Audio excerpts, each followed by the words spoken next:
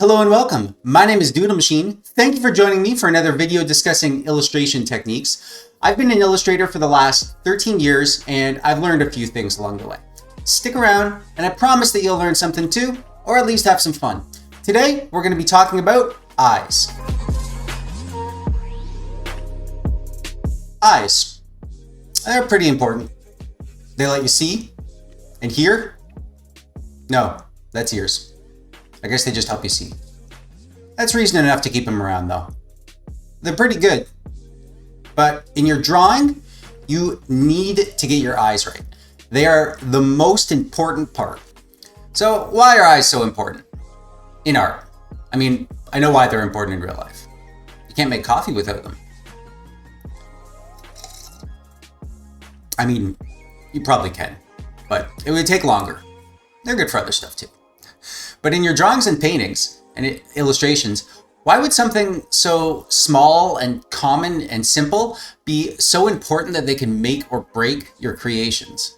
Eyes are the most expressive part of your drawing. They can show a depth of emotion that's impossible to show otherwise. Eyes are a window into the soul, and they're a way for you to give your creations life. Today, I'm not going to teach you how to draw realistic eyes. I'm going to show you how I draw eyes in my illustrations, which are usually not very realistic. But even if you don't intend on drawing realistic eyes, you should still do lots of practice drawing them because it's really, really important. I mean, I hope I can convince you that it's worth doing and that you'll practice on your own. In fact, that's your homework. To practice drawing some realistic eyes. Why?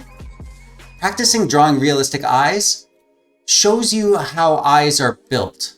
You can't understand the depth and complexity of a pupil until you've really looked and seen it by drawing it. You can't learn how the light reflects off the surface of an eyeball and creates shadows and highlights without seeing it for yourself. All these little subtleties.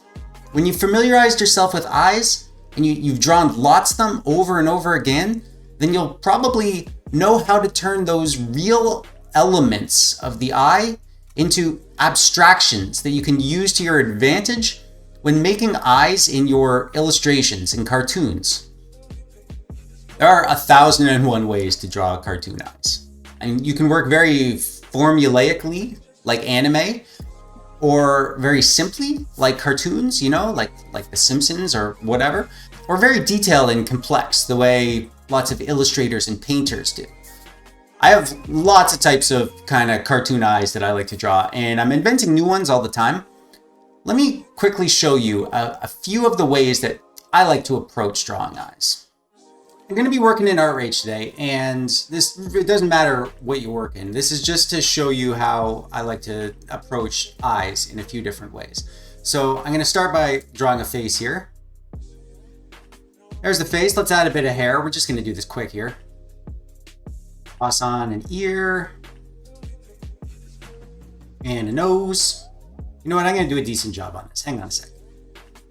If things worth doing, it's worth doing right. Just add in a little bit of extra detail. This hair needs a tiny bit more work. All right, let's get started. So we're gonna talk about shape first. The shape of the eyes is the simplest and first decision that you have to make, and it can really be one of the most important decisions with eyes. So for example, if I do just simple round eyes on this guy, it has a different feel and a different expression than if I do some skinny oval eyes. See, with those kind of skinny eyes, he has kind of like a sinister vibe. Or if you want to do maybe a half moon shape. See, now he has kind of a lazy expression. And you can mix them together. You could do like one big open eye and one slanty eye for that kind of wacky look.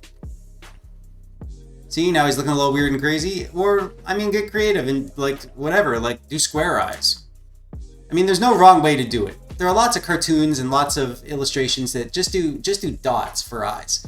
It's kind of a weird look to it, but it can be surprisingly expressive. There you go, look at that. See? Just has like a look all on its own. The main thing I want to show you here is how the level of detail can really determine the entire look and feel of your picture. That's where the soul of the character is. And just learning about how pupils are built and highlights of the eye, using all those techniques every single time you draw an eye, even if it's just kind of a simple wacky character. So I'm going to come in here and do a really detailed eye. Maybe even two. And remember, the whites of the eye aren't actually white. Keep the eyes kind of a subtle tone. It lets you put in a little bit of shadow in the actual whites of the eye and can really add a lot of depth to the entire area.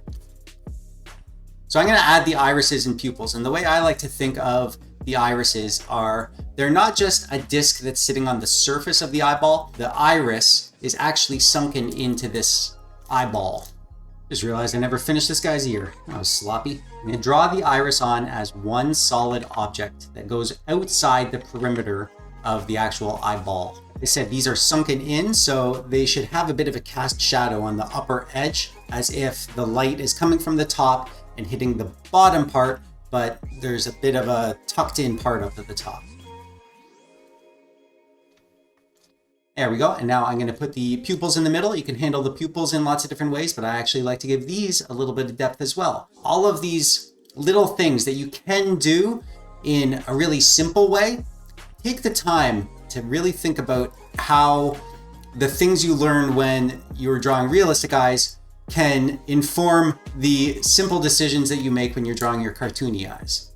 And now I'm going to add a bit of extra darkness in them. Now, if you've ever looked closely at the iris of an eye, you'll notice that there's lots of like little kind of stringy filaments. I'm going to suggest that you get the eyes kind of finished without putting in too much detail, and then make your adjustments. And once you've finalized where the place of your pupils and your iris and the general size and shape is, then put in the fine little details. So that way you don't spend too much time doing things if you're going to be making big changes. All right, that looks good. That's pretty much where I want them. So I'm going to come in now, really get up close with each iris and each eyeball and put in all the little details that I learned about as I was practicing drawing eyes.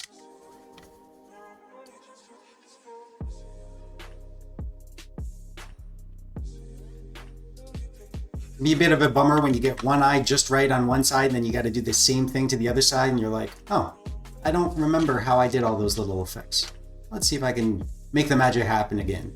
Now, the final piece of detail that is so important, you have to do this on basically any kind of eye you draw, even if they're just kind of dot eyes. I like to do this, is that super important highlight, that little shine that makes this feel not just like a flat, matte textured sphere on the head, but actually a shiny, glossy orb that is picking up the specular light in the room. I'm making it sound complicated, but it's not. It's super simple to do. You just got to put a white dot at a very key location on the eye.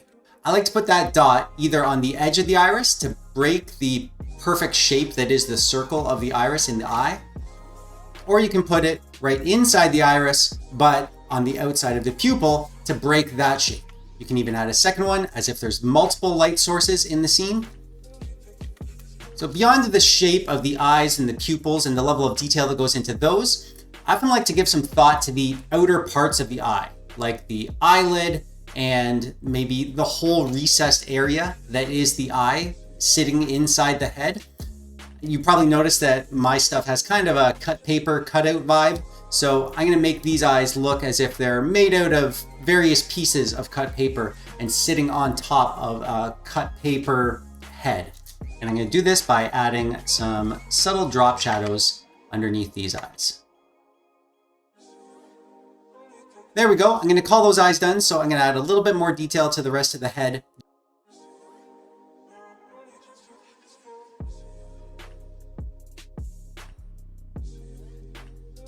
There we go. I'm going to call his head and eyes done, but I would be remiss if I didn't talk about eyebrows. Now, obviously, eyebrows could be their own subject. You can portray so much emotion with just some eyebrows. I mean, this guy, he could be kind of angry and evil, like so. Or, I mean, he could be surprised. Or he could be curious. Or he could be sad. Although it's kind of hard to show somebody being sad when they're making this goofy smile, I guess. I'm going to call this illustration done, and just look at the difference that some really detailed eyes can make in this picture. And there's those first eyes I just slapped on there. I mean, they fit in the illustration and they look fine, but it really doesn't reach that next level of expressiveness that some really, really detailed eyes, that's the only way to do it. And I really just quickly want to touch on girly eyes. Drawing a boy's eye is a different approach than drawing a girl's eye. I mean, it can be, adding eyelashes and stuff like that.